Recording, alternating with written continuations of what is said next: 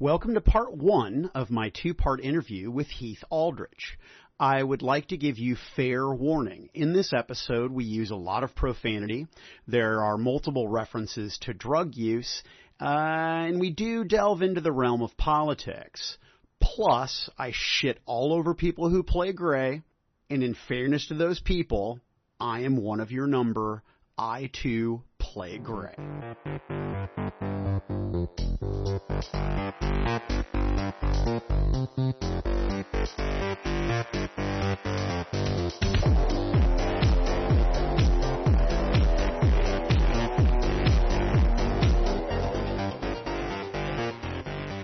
I'm Brodor, and this is Why We Game. Now, today I have the pleasure of being in the murder basement with Heath Aldrich. Heath, how are you, man? I'm doing very well. Thank you for joining me in my murder basement. Right on. Well, I tell you, I look at the number of subscribers that you have on YouTube, man, and I gotta tell you, I am breaking the ninth commandment for sure. I am covetous. You know, like, I wish I could take 100% credit from where I am, but I'm going to give 100% of the credit for me being here today to Lynn Stahl from Metalhead Minis. If she wouldn't have taken a total chance on a stranger to sit down and talk with me today, I would not be doing this. You and I go way back, and you said, I'm starting this podcast and I'm doing this thing. And I'm like, dude, that's fucking awesome. I'm really excited for you. I didn't want to start a podcast when I was talking to you. And then all of a sudden, I'm in the middle of COVID. I hated doing hobby videos. I'm like, fuck it. I guess I'm starting a podcast. We started uploading within the same week of each other.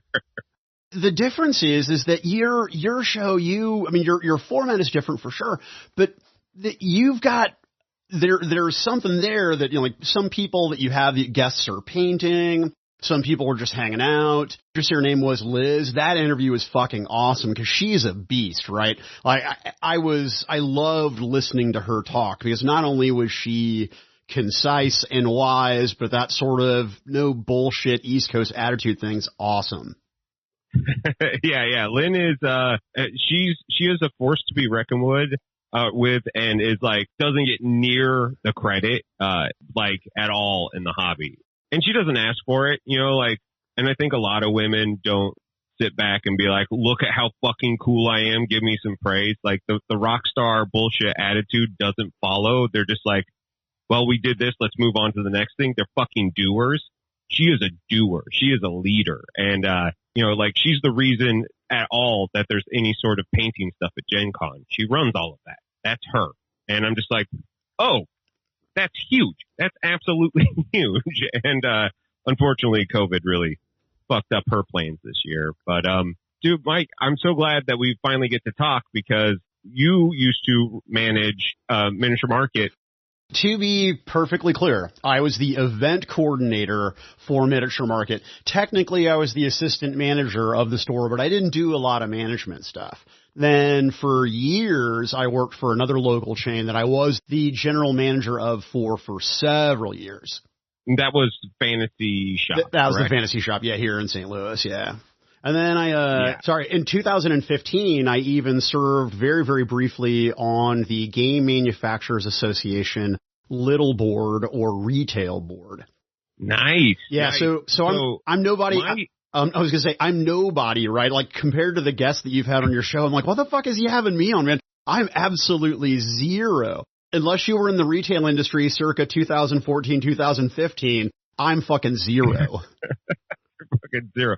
But what you are is an interviewer who also is interviewing an interviewer, which is part 3 in my series now. One of my favorite things that I can do is talk to other people who talk to people in this hobby because we all do things very differently. I talked with the Lonely Havoc, Dan in the Havoc Cast, which I don't know if you've found him yet. I have not. He's another local boy. Dude, he's fantastic. He has this great podcast where he basically does 20 random questions with people from the hobby that are just fun and cool. We sat and talked for a couple hours. Fantastic dude. Just really good time. I did Useless Wizard a couple weeks ago. If you haven't found his show, another great, miniature hobby enthusiast show. And I'm just sitting here realizing that 6 months ago, it felt like there was nobody doing it. And I just didn't realize that, like, the internet algorithm doesn't really promote shows like us. So when I see your show and you were talking to, like, fucking players, like straight up people from the industry who are making the games that we love, and I don't know who any of them are, and I don't know, like, where to find them, it, like, breaks my heart because I think you're doing something really badass for the industry. I appreciate that. So let me just a bit of background, and to be terribly, terribly fucking pretentious and hipster, have you ever had dandelion root tea? No. So it's all like it's more hipster than some of the stuff you wear in your hair, right? But it gives you all of the sort of bitterness of coffee, but no caffeine. And I'm such an old person now at 45, man. I can't have a cup of coffee at 7 o'clock at night. I'll just never go to bed. I can't do it. Yeah. That way right now, and I'm 37, man. I'm toast. Oh, you're in a bad way then, for sure. Yeah. Oh, I'm screwed. I'm totally fucked. I had one of those zip fizzes the other day thinking like, oh, that's going to be a good thing to like get me through the interview. And it's like 3 o'clock in the morning. I'm like, well, I'm up. Yeah. Warning kids, I'm going to make a lot of drug references. I took a 23-year break from doing LSD, and I did LSD for the first time recently. It was delightful, but literally excellent. The next day, man, I couldn't do anything. But I couldn't sleep. I mean, I don't know if you've ever done it, but it's difficult to sleep. So the next day, man, I must have smoked half an ounce of weed. I just sat there on the couch, watched television, stoned out of my fucking mind. It was a great weekend. It was a really, really great weekend. My only problem with LSD is that it takes too long. Like it's a time commitment because not only is it like 12 hours of like straight up tripping balls, it's then like another 24 hours of your body getting the arsenic out of your system. So you're just kind of like poisoned and you're just like, son of a bitch, hate this. So like the next day you just feel like shit. Oh no, man, dude, it's like a tattoo, right? Like you forget how much it sucked and then just do it again. And then you're like, oh, that sucked.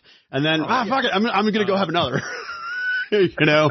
The days of me and LSD are long behind me. Maybe psilocybin. Like, I'm all right with that. It's a little introspective, but like 5 hours up and down and you're good the next day. Why not?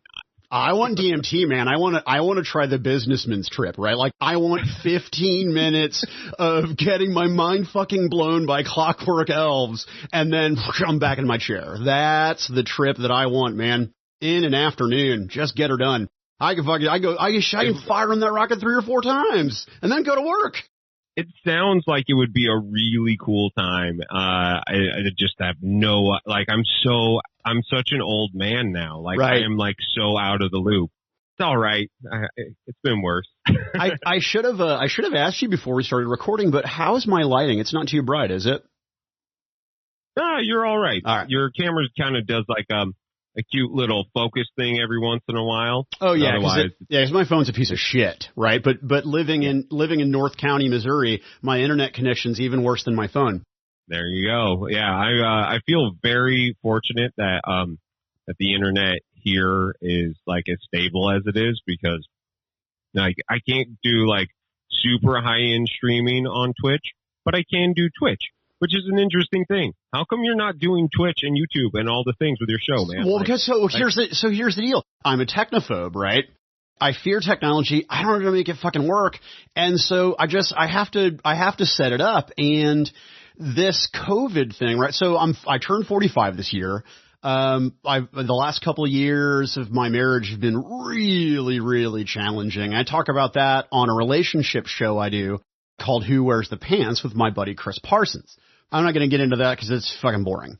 But I've also suffered with depression, and I was drunk for 20 years. And so this year I just, you know what, I'm going to cut back on drinking. So I'll drink occasionally, but not very, very often. And now I've lost like 30 pounds. And so I'm so fucking vain. Yesterday I was like, I could have a beer or I could lose more weight. Right? So I didn't have a beer, but I was pretty straight-laced in high school. I had a drinking problem when I was a little kid from 11 to 13. I had a kind of rough kid childhood. Then moved out of my mom's house, moved in with my dad, totally straight-laced for years. Then went to college, and people were like, dude, have you had drugs? And I was like, no, I've never had drugs. These are amazing. No. These are great. Oh, and we can just drink during the daytime and play fucking Nintendo and skip class? Kick ass. And cool. so I don't have a college degree. I became a professional retailer and then essentially saved up some money, sort of, and now I want to be a podcaster for a living. But you're right, I have to do YouTube. I have to do Twitch because that's what people are watching. Nobody gives a fuck about listening to my voice. I mean, that's not true, but dude, it's not that people don't care. It's that people don't know you yet. And right. that is the biggest hurdle. And, coming from music side of things, the hardest part is getting in front of new people to get them to like pay attention to your show, and pay attention to your stuff. That is like this, like always constant, like grind. And you've got the content. You have been like working hard. I mean, how many interviews deep are you of like, you had like a series of small ones, but now you have like the full hour long. So this conversation with you will be number 19. Okay. Yeah, number 19. So I drop a new episode every Monday. And so this week I dropped an episode with a woman named Mindy Johnson, who's a co-founder of a board game charity called Meeples for Peoples. Sure. Yeah. That's, they do a lot of stuff, and things with like Extra Life and stuff, correct? They do. I'm going to ask you a Mike Show question, a Why We Game style question. Let's hop into the TARDIS, assuming you get the Doctor Who reference. When did you get into the hobby? Like, when was your first exposure to gaming? I got into the hobby probably, I've been playing Magic the Gathering since I was like in 6th grade. I remember seeing like the Wait. Like, so you're like smart. Games. I know things. I don't know if I would say I'm smart. No. So Magic requires a level of intellect and knowledge base, not just depth, but breadth of knowledge to be good at Magic. That's a fucking skill. Now, as a general rule, it usually turns you into an asshole, but it's a skill. Yeah, sure. I don't think I was ever, I more had fun with Magic where like all the friends who were like meta chasers and would like actually buy cards and stuff like that. I just, didn't. Like, I just bought packs and built, I'm like, I like the look of these cards. I think that what they do is really funny. And I would basically troll my friends. So I had like a friend with like a Sarah Angel deck that I would just fuck him up all the time. And he was just like, why are you doing? And I'm like, it's because you are only good at one thing. That's it. You are only good at one thing. And like this deck, while it sucks at being really good, it's really good at fucking your deck over. So like, I was like the anti-meta guy that was like, I know this guy's always going to hit me with this shit. I've got the one thing for him. And, I would build against each other. It was fun. I've always been more interested in the narrative of a game than I have the mechanics or winning at a game, right? So I hear you. But that rock, paper, scissors thing was why I quit playing Malifaux first edition and skipped second edition, but now I'm super intrigued with third.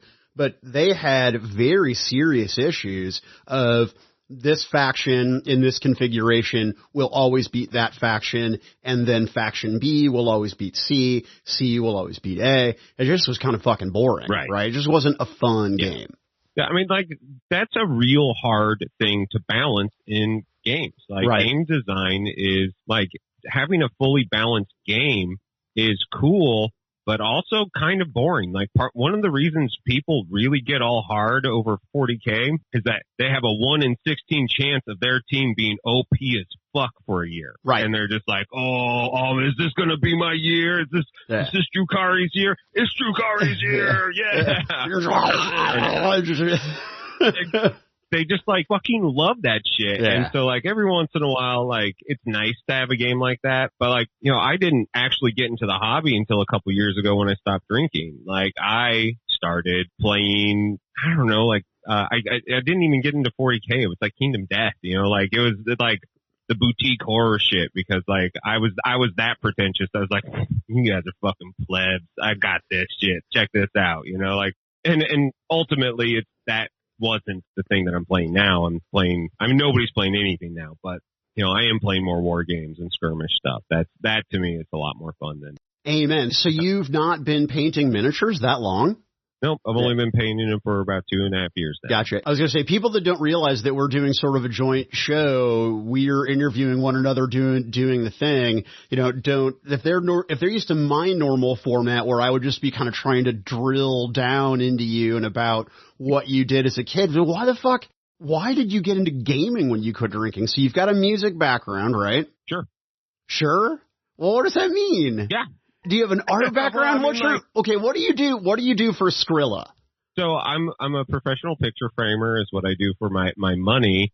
But I've been doing music since I was 14. It's one of those things that I've done it all, and I've put in the amount of effort that I'm going to put into it. You have to make a decision when you're doing anything, and this is something that you'll need to fucking cross soon. That there will be this line of content creation where you'll have to decide whether if this is really something you're actually going to invest any more time and money into, or are you going to pivot?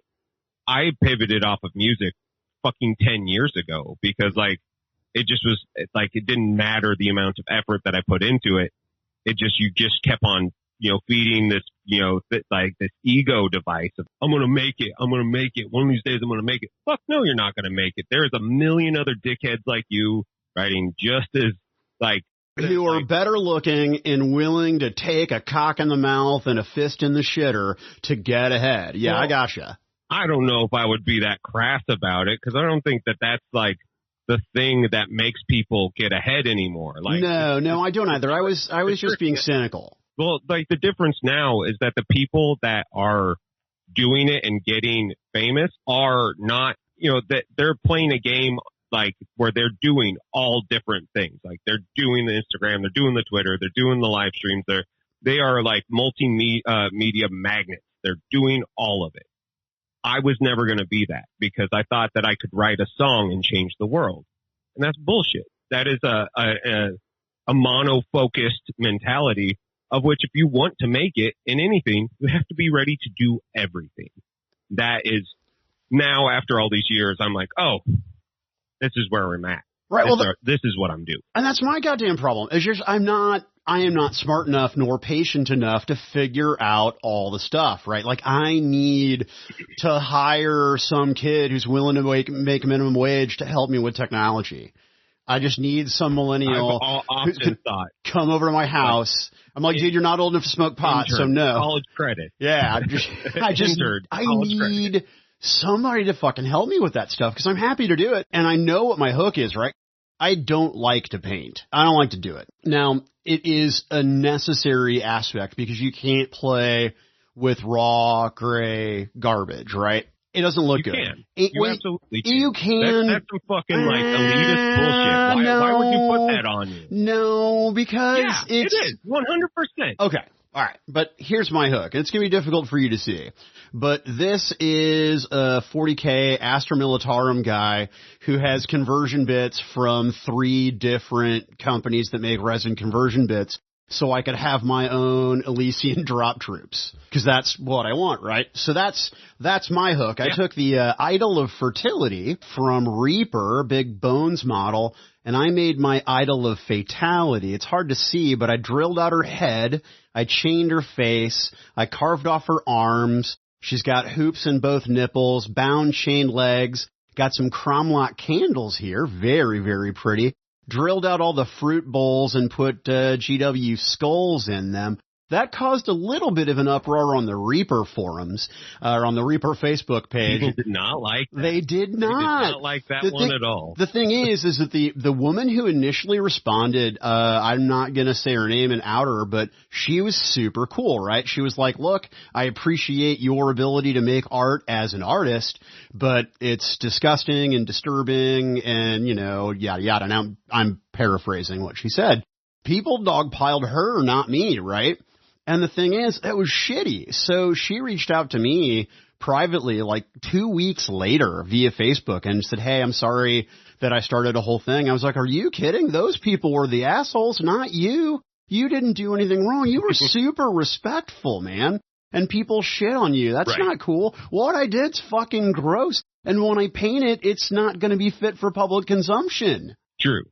So you definitely, like, it's fucked up that you've managed to do an entire career in retail and, like, somehow you have the light switch that you can turn off and on. And, like, I realized that at the end of, like, I was there your last day at Miniature Market, which was interesting because I saw another side of Mike that I had never seen before. Sorry, I'm breaking all the taboos. I'm drinking, I'm eating, and I'm consuming medication. You are doing all those things. And you know what? Sometimes you have.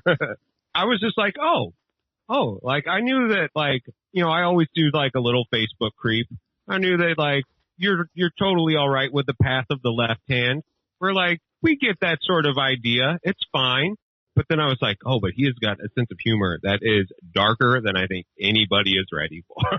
No, as a general rule, I am a divider of people. And only recently have I started being comfortable on my show. Being myself, that is. And one of the things I fucking hate about the internet and hate about podcasting is don't start with episode 1, Jackleg. Don't.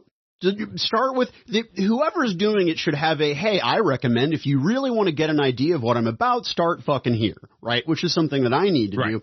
But number 1 is my most and worst downloaded episode. It's my most popular. Dude, don't do that. Come on, listen to me talk to Mindy Johnson or at least talk to fucking Phil Kilgore. Don't do it at the beginning. It's so frustrating.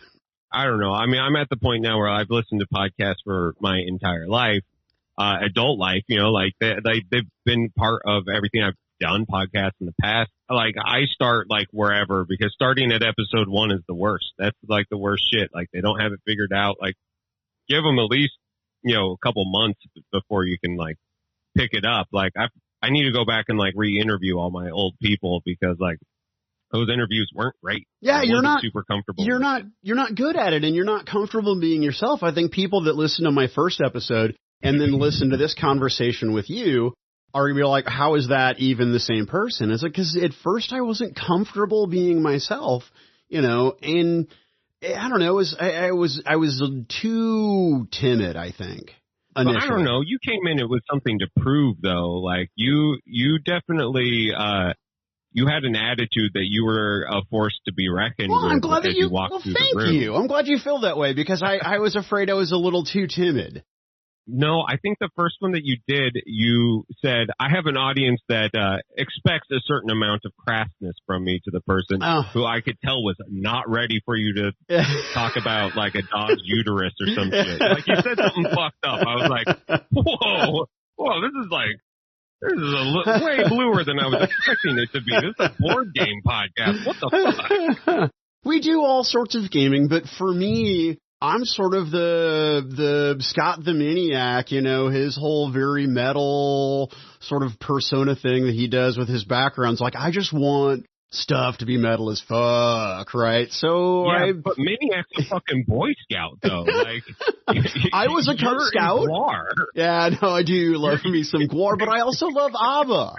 Like the other day, I was ripped as fuck, and we're getting ready to put my house on the market, and I'm outside, and I've got my stereo out there and my CDs, because yes, I'm old, and I'm listening to ABBA Gold, you know, just rocking out to Dancing Queen, my neighbors across the street. Well, the thing is that it doesn't matter where I live. It is necessary that I'm the biggest piece of shit on the block.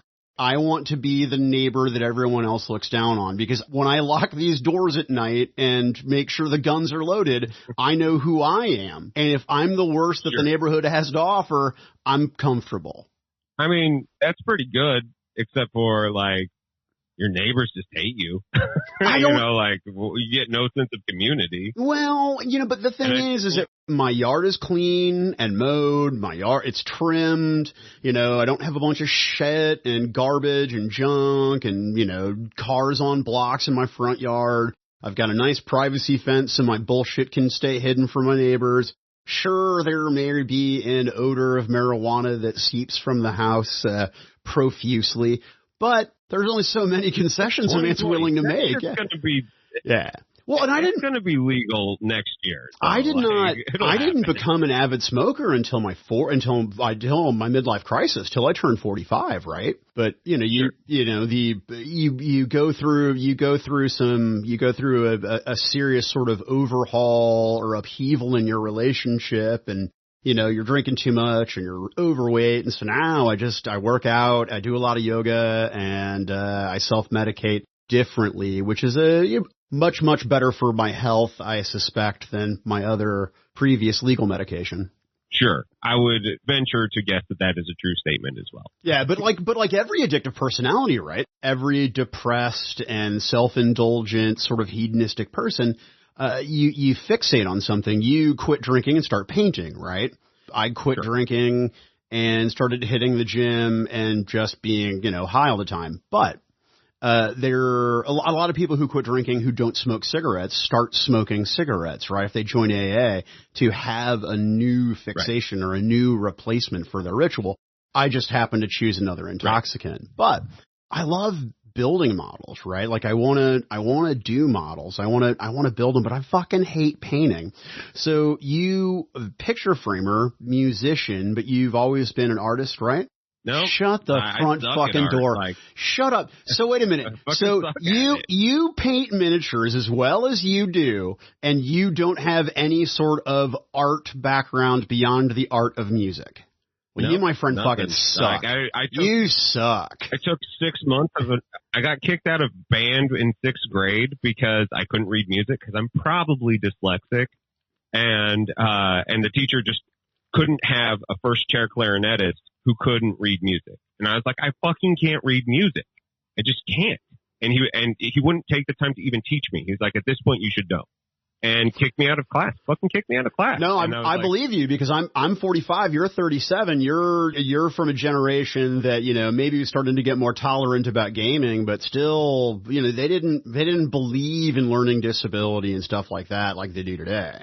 He was a young guy, though. That was the fucked up thing. Really? He was like a 30-year-old teacher. He was just a dick. And you know what is the worst thing to be a dick around? Fucking me. Go ahead and be a dick around me. I will make your life hell. Because guess what? I have ADD, and I will fucking ruin you. Like, I will obsess. I will crush you. I will find your insecurities, and I will fucking destroy you. And I did. He started being a dick, and I was like, dude, that fucking vein in your forehead is you're going to have a heart attack by the time you're done with me. He was right to kick me out. But the problem is that he could have came from an angle of compassion and figured out that I had a learning disability and fucking worked with me, or just let me be first chair clarinet because I was better than everybody else. Not to brag, but I was. Like, I practiced because I had a fucking learning disability. I worked harder than anybody else at it. There's a reason why I got there. That's the type of people that you should keep in a fucking position of, a first chair clarinetist. Well, this guy wants it. Either that teacher was petty and just insisted, if you're not going to do it the right way, the way I think you're supposed to do it, then I'm not going to have you do it. Or they were a coward and didn't want to have the conversation when second chair comes to him and says, dude, first chair can't fucking read music. What are you doing? And he didn't want to say, well, that's funny. They can't read music and they're still better than you. What does that say? What does that say? Yeah. The fucked up thing is that there was one guy that I always beat out, who was a year older than me. And I fucking remember him, Phil Bunn. He hated me. He fucking hated me because I always beat him out because he understood theory. He understood music. He couldn't fucking speak the language. There's a difference between speaking the language of music and reading music than there is of, actually playing it. You can read it. You can do that. You can understand it. But if you can't, my mom can't improvise. My mom can play music, but she can't write anything. It's very clinical where I'm like, I can't read it, but I can write all day long. To come back around to the idea of what I'm doing in this hobby is the fact that this hobby is ran by gatekeepers. And you fucking did it to me just a second ago, and I reject that fucking model. What are you talking about gatekeeping? What did I do? Because if I did it, it was subconscious. About the painting? That you can't. You can't play with a gray army. Okay, can I? All right. So I was being pedantic and snobbish. You have no idea how few painted models I actually own because I fucking hate painting. Oh, I do. You and I I fucking hate painting. I fucking hate it. But I was just being a douche, right? I mean, you know me. You know this. You know, if it was me interviewing you as a stranger, I would not be the caricature that I'm being right now. I would be much more calm, professional. Of course you play without unpainted figs. If I didn't play with unpainted figs, I'd never fucking play with figs. That's the truth. None of us would. Yeah, that's the truth. 90% of the hobby wouldn't fucking exist. So you and I know each other, and that's why it's cute. But why wouldn't you be putting on your best foot forward? Because, like, this is going to be going out to more people than you have. No, it's absolutely because I'm more comfortable being me than I am being interviewer Mike, right? I am far more interested and comfortable in this conversation with you than I have been on any of my other episodes. And I have interviewed dear friends, right? I haven't been myself, right? I just haven't let my hair down because I'm so conscious about, I don't know, I'm worried about offending people, right? Like I'm super fucking sexist. And let me tell you why I'm sexist. I hold women to an unfair high standard. My wife and I were just talking about this the other day. I assume that if you are a woman, you are smarter than me. If you're a woman, I assume that you're stronger than me, psychologically, emotionally, etc. If you're a woman, I assume that you're not a cheating, thieving, fucking piece of shit. I just assume that you're a better person than I am because you're female, right? But that is unfair to women to hold them to a standard like that, right? That I would not hold a man to. Because I just would not expect such sinister and self-serving and ugly behavior from a woman. And that's unfair, right? And that's sexist. And I didn't really understand that. But by the other token, the best painters in this hobby are women. I stand by it. I would venture to say that is they are not the most award-winning yet, but the people that I like their painting are women. Well, and don't get me wrong, John. I mean, I'm totally fucking virtue signaling, right? I mean, I am a disgusting, beta cuck cis male. The first thing I think about anybody, male or female, is their physical appearance and, whether they should breed with me, right? So I'm a disgusting fucking piglet, right? I get it. I'm not saying that because I'm trying to earn points, right? I know who I am. I just think it's true. I mean, just every time I look at somebody on Instagram or every time I'm looking at miniatures, I'm like, who is that painter? A lot of times, the majority of times, I find it happens to be a woman. Interesting. I mean, I run into that all the time, and that's one of my favorite pieces of my show is talking to women because I think that they're doing more work in the hobby to make it more accessible, and I think that they're by far more fun at painting. Like there are certain looks like the Ben Cantors who do these amazing non-metallic metal things, the Vinces, there's certain tropes that happen. You have fucking Eenies who does something that's completely unlike that, and I think it's magical and amazing feeling, and you're just like this is the shit that I like, that you can see a complete and total different stylistical change between the painters. And I don't know if it's a sex thing. I don't know if it is a training thing, a school thing, but I think that there is women are competing with men in a different way. Men are competing to be number one. So everybody's fucking going for the king. Women are competing to be seen. Gotcha. See, That's the difference. I don't want to be first. I just want to be finished. Right? That's the FI word that I want. I want finish, right? My brother has a master's degree in lighting and theater, and my brother is the reason that I got into gaming. He's my fucking hero, both in the real world and in my heart. In theater, they had a saying, done is beautiful. And that's how I paint, right? Like, I fucking hate Games Workshop. I think those rules are unfun. I have played much. I've done Warcry. I've done, Underworlds, which I actually enjoy Underworlds more than any of those other games, right? With that said, as much as I hate the rules, if you look over my left shoulder here and you see all those models, they're all Astra Militarum, right? All the figs I have over here, this big brute conversion that I did for this Ogren bodyguard that I'm doing, which is all for a role-playing game. None of it for the actual miniatures game itself. I love their fluff, but for me, when I paint, that's literally this little guy here that's the Wraithbone primer. It's the whatever the fuck dunes, and then liquid talent. Done, uniform, and then I'll go in with a lighter yellow tan shade, do some highlights, and fucking done. Right? That's what I want. Dry brush. Yeah, maybe do a little dry brush. The thing is, I don't really dry brush anymore since I discovered the wet palette, because what I can do, I've got 10 of those little holders, right? So then what I'll do is I'll just set the squad up and I'll just put them in a line, right? And then as I hit a model with the color, done, and then I can just pull them all back and go for a second pass, third pass. Doesn't take a lot of time. Sure. And I'm finished, because I don't ever intend on it winning any awards unless there's a competition for modeling and it has nothing to do with this piece of garbage being painted.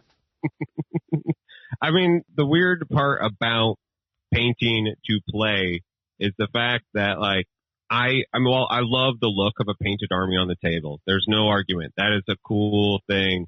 I also don't like the idea of, like, shaming the other person. There's a million reasons why you can't paint an army. Yeah, of course not. Time. Like, money. I'm a fucking adult and you want to paint me. I play Slanesh. I'm going to paint 70 fucking demonettes, and that's just my fucking battle line? Fuck you. No, what you're going to take me forever. What you're going to do is what I'm going to do is that you're going to find this beautiful line between the Army Painter dip method and Games Workshop Citadel contrast paints.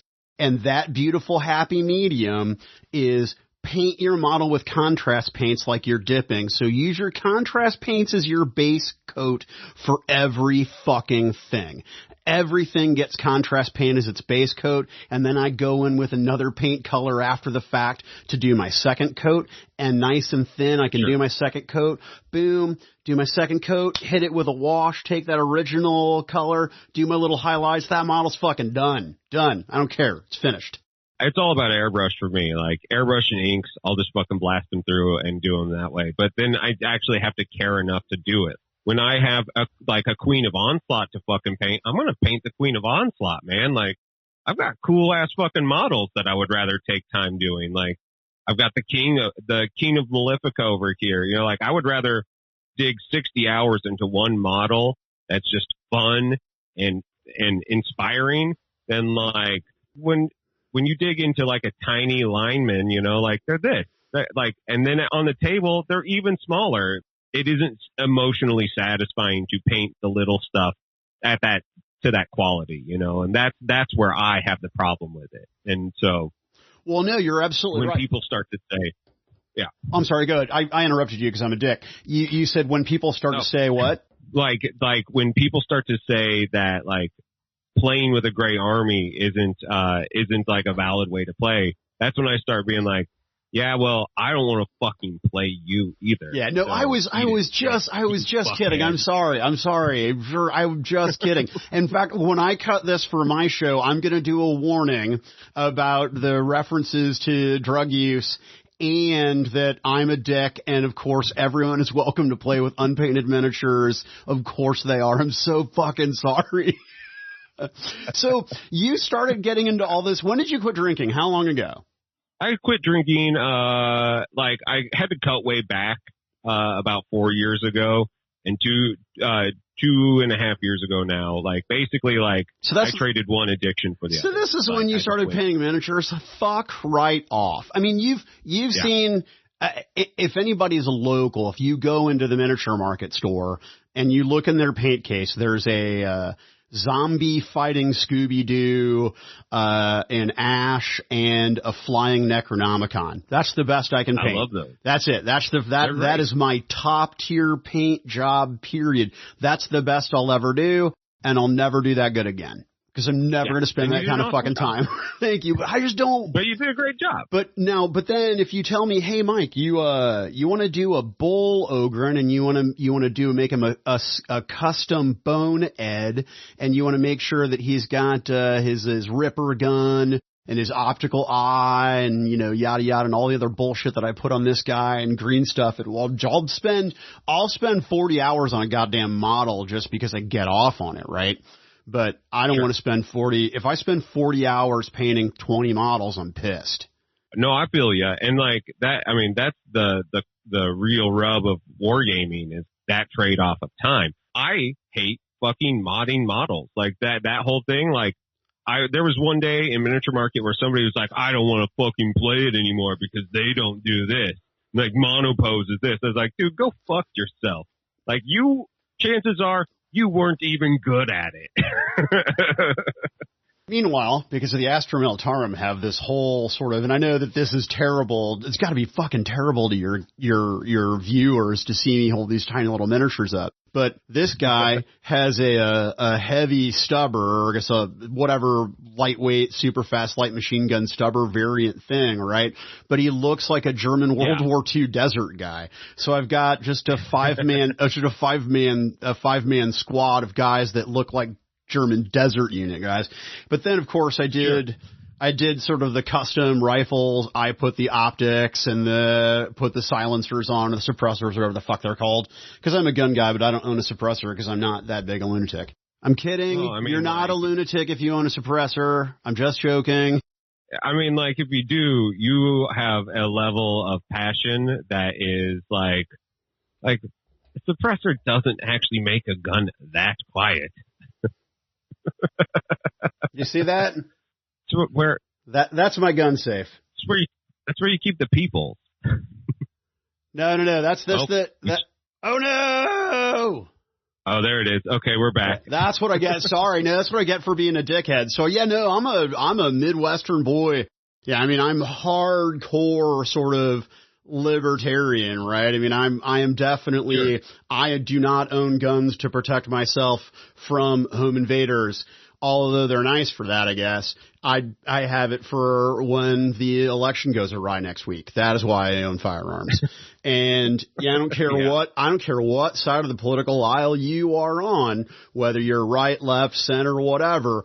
Tragedy after tragedy, there's one thing that I have learned. The only people that are there for you are you and yours. And that is it. Everything fell apart in Hurricane Katrina. Government failed on every level. Again, doesn't matter what side of the political aisle you're on. Government failed on every level for decades before that ever fucking happened. And the police, like every other goddamn human being, went home and took care of their families, which is exactly what the fuck I intend to do. And that's it. You know what I mean? And it's nothing personal, just that when you boil everything down, there is one human being in the world that matters the most to me, and she's upstairs. I'm in a really interesting spot. Like, I've been in the Midwest now more in my adult life than I was in my adult life in Oregon. Like, I was actually only an adult in Oregon for like 4 years. Really? But the level of like libertarian aspect out there, I mean, like, Oregon's a secessionist state. Like, if you're not in Portland or you're not in Eugene, everybody there is crazy conservative and wants to leave the union. Like, it's a level of toxicity that is different out there. And so, like, I grew up around guns and the idea. I have to defend these people because I intend on moving there, but I don't want to interrupt you because you have the nice flow going, but I do have to say that there are, it's just like any place else. There are decent people too, I swear. But anyway, you know them better than I do. I was there for 10 days. You were there for years. Yeah. I mean, the same people that are really sweet are also the same people that have fucking Nazi flags in their fucking bunkers. So, like, just know, like, when you get walking out in the middle of that shit, it is a very different state. Like, everybody thinks this is like this bastion of progressive thought. It is not. It is very, very toxic. So when I'm medicated, I get particularly honest. My wife, as a general rule, hates it, but I'm going to ask you, do I look medicated? Right now? Yeah. No. Okay, excellent. But we've got like a nice haze going on in the room. Perfect. But that smile, now you look medicated. Now you look medicated. All right, delightful. You've been doing this, so you have a natural aptitude then, right? You just have a knack for an eye for painting because you're a very, very good painter. I mean, you paint better now at a standard that is higher than I will ever strive to attain. I'm an obsessive. Like, I live by the Hunter S. Thompson fucking ethos. When one starts a drug collection, the tendency is to push it as far as humanly possible. I know. That's why my wife is scared. That's painting for me. That's painting for me. So, like, I'm like, oh, I can do this. Oh, I can do this. Except for oil painting, I haven't quite done that. Well, no, then, okay, hold on a second. Then on your video with the cat figure, your slump buster video, if you'll excuse the expression, which I know is not what you called it. So I wasn't trying to be glib. What's that? No, that's totally it. So, I mean, like, I was in a slump for sure. What were you doing at the end with the Q-tip then? So that is an oil wash. Yeah. Because I've seen Marco, whose last name, is it Frazzone? Frazzone, yeah. Get some Mr. Weathering multi-black. That is the jam. Okay, so where do I get it? Wait, well, hold on a second. Did you say it was superior to Nuln Oil? Nuln Oil is garbage. It's garbage. Now, garbage. Why do you call it? Okay, why? What is wrong with it? See, okay, I use a lot of Army Painter paints, and I know there are people out there that shit all over Army Painter. And I'm like, fuck off, man. No, just get yourself a little paint shaker, get yourself some little shaker balls. They're perfectly fucking fine. Get yourself a wet palette and just get over yourself. Yeah, there's a couple Army Painter paints that I still really like. My problem is that they take more work than are necessary to, like, I can get other brands like, Monument Hobbies, fucking Pro-Acryl is the best paint I've ever used. And it's just as affordable, and you get more paint in the bottle. I'm just going to fucking get Pro-Acryl. Yeah, I have to order it, but who gives a shit? Like, it's that much better. And so, like, I'll use that. But, like, I get multi-black from spraygunner.com. They have, I think, all of it in stock right now. It's fantastic. But, like, Nuln Oil sucks. Like, when was the last time that you were able to dump Nuln Oil all over your model and not have it look like fucking garbage at the end? Zero. Like, it's never happened. It's never happened. And, even if you gloss varnish it and use gloss Nuln Oil, which actually is a million times better than regular Nuln Oil, like, that everybody gets weird about gloss finishes, get gloss Nuln Oil. It's much better. Why are you? And then matte varnish. You're making me feel dumb. No, dude, this is the thing. Like, your whole mentality of hate painting, because that's the stage that you're at right now. Your path of enlightenment is, like, totally skewed by your prejudice of, like, learning new things. And there's a million cool ways to do things right now. Like, we are in the information age, my friend. Oh my God, you cut me so deep. You cut me so, you're absolutely spot on, but it's still, so in the relationship podcast that I do, the advice I always give is that people don't want the truth. Every good relationship is built on a foundation of lies and misinformation and obscuring, right? Every relationship you have, whether it be fraternal, platonic, marital, whatever, you have a mythology about that person. And if something occurs to fracture that mythology bad enough, it will taint your opinion of that person.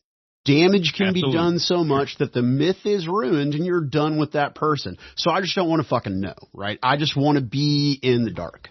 That is where I'm at. I'm telling you right now, we are in a beautiful time.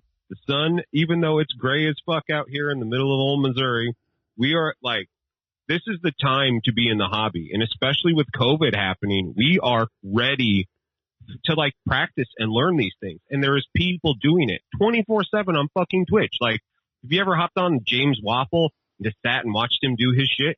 It is amazing. Like, the hobby is at this place right now that is like the most open and most altruistic I have ever seen it. But you've got to have, but in order to do something like that, you have to have a hook or a drive. But let me put a pin in that for just a moment, because I want to go back to the oil washing thing. So just give me in basic steps how you do it.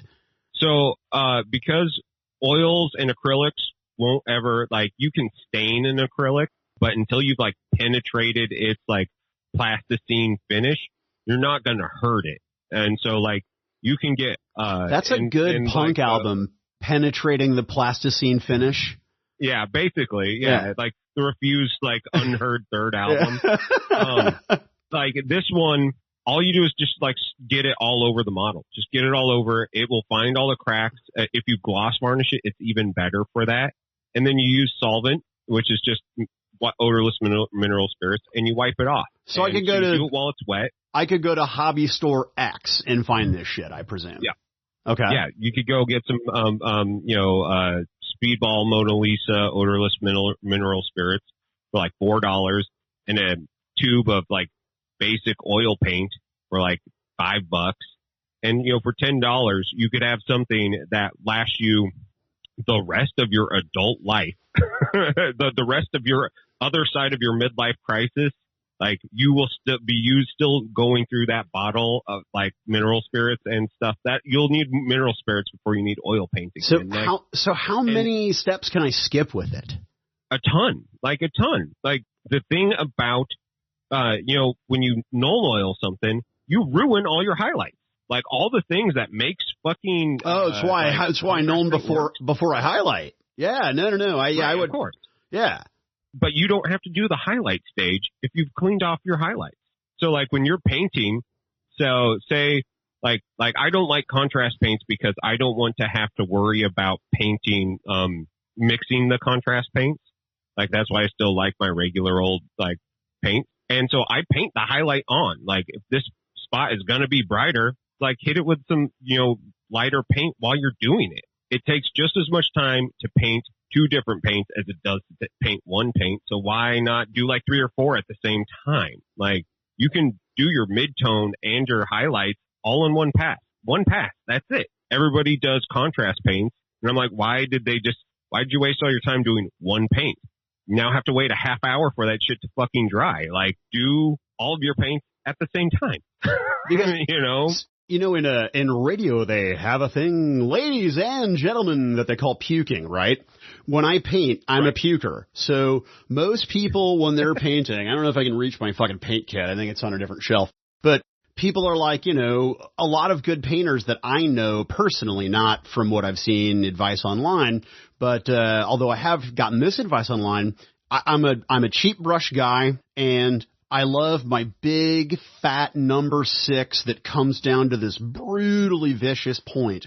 I can put Agarax, dunes, whatever, on everything, including boots, belts, whatever. Doesn't fucking matter. And then I can go in and I can put the darker. Yeah, see, I'm a fat brush guy, right? But then I always have another. It's all about a fat brush. I always have another fat brush next to me too that's clean, because I'm a savage and a sloppy painter. So I'm constantly using a clean brush to clean mistakes, because it's basically like having an eraser. Yeah. And like, so when you're doing oil paints, get some fucking makeup sponges. And so once you're done with like the wash, you get your base coats on, your highlights, just blast through it, get that shit all over, and then start wiping it off with an eraser and some more mineral spirits. And you're back down to like your highlights, which is where you want them to be. And you can go back in after it's dry and bring it up a notch if you want to. Like, if you're like, now the shade is actually too dark and my highlights aren't there, like, just take it up a notch. You can. It's easy, and it's much easier than going over normal. Right. Let me ask you this: how can I do that? Here's my painting, and you tell me if I'm crazy, because you're a more experienced painter than I am. Well, I'm going to do this. I'm going to base coat the miniature black. I'm going to zenithal highlight it white. I'm going to go through with wet palette, and I'm going to pick a color spectrum, and I'm just going to pick 2 colors that are an extreme contrast. And I'm just going to do basically just wet blend, my base coat, highlight all in one pass, right? I'm not going to do any washes whatsoever, zero washes. I'm going to then slather it in that oil mineral spirits mixture thing, and then I'm going to wick away till satisfied, fucking done, and I'm not going to do. And then you're going to have this. You're like, it's just going to happen. Like, you have this. Now, it's see, fucking done. No, but I feel like these miniatures are ruined now because I didn't do that technique with them, and I'm going to throw them in the trash and start over. No, I'm kidding. Why? I was kidding. I wouldn't do it. Besides, I spent all this time with shoulder pauldrons and backpacks, and then swapping out robot hands so this guy could have his medic's kit from the Tempestus Scion guys are. And of course my medic has his plasma pistol because he's a fucking beast. You know, but these are all for a role. They're all for a role-playing game because what I want to kit bash is because role-playing is the reason that I do miniatures. And so I'm working on, it's going to be a while, but my channel's first actual play, we're going to use Band of Blades, but we're going to do 40K Astra Militarum. So instead of it being a fantasy undead thing, it's going to be a sci-fi run from the demons thing and the Great Warp Rift, blah, blah, blah. And so the project I'm working on, there are 9 different playbooks that you can have, or 7 different playbooks, classes you can have in the game if you're an RPer, and I'm doing light equipment load, medium equipment load, and heavy equipment load in each of the 7 classes. So I've got 21 models over here that I'm working on. So then I put my photos up. You can say, hey, there's a medic. What he looks like when we're describing it in the role-playing game. That's what a medic and light loadout looks like, right? So I'm a fucking fanatic. Yeah. I have multiple miniature collections that are for games that never intended to have miniatures for them, but I find it so delightfully inspirational. In fact, on my website at goinfo.org, one of my blog posts was called A Miniature Matter, and I basically write an open letter to minis about how I love you and you just make me feel so warm inside. Thanks for listening, and tune in next week for part 2 of my interview with Heath Aldrich.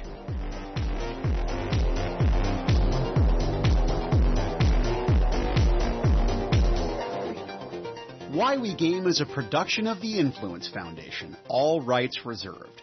Audio editing by Brodor. Music by Owen Godwin.